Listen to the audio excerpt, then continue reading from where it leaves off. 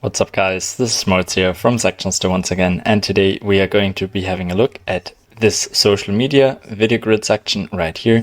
So you can see you can implement a video right here, add your social handle, and the whole thing works as a slider. So if I click on that, it's just gonna swipe to the next video and you can implement however you want it, and also add this little handle right here, and everything in this section is fully customizable, and I'm gonna show you how you can get it for your very own store.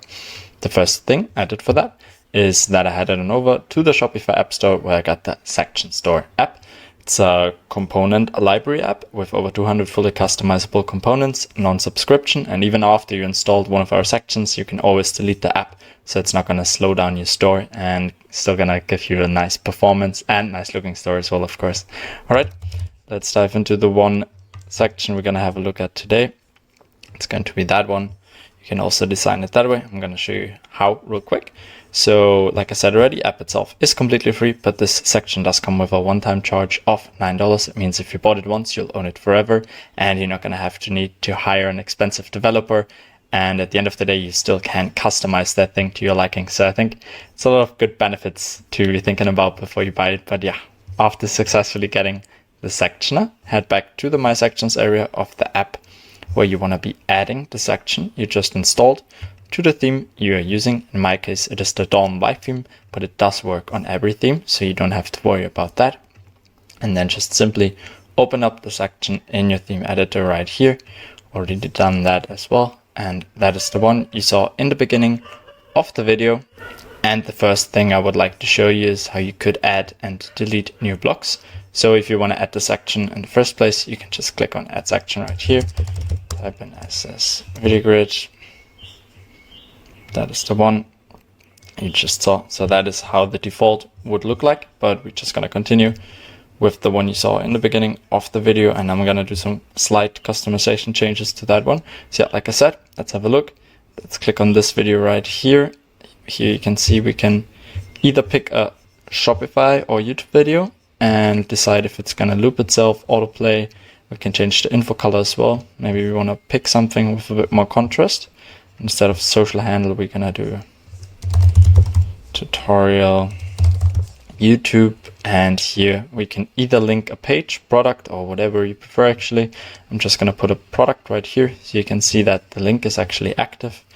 And of course we can change and add the video. So I'm just going to replace this one, and I'll throw this video in right here. So here we can see it. Now we got that little couch in there after it loaded up in a second. And before it did, I'll just have to scroll over. And as you can see, the video is getting displayed. And if I would just continue swiping, it would just be the next video. And here we can also activate the volume. All right, and now I want to show you how you can customize some other things in that whole thing, like changing the headline.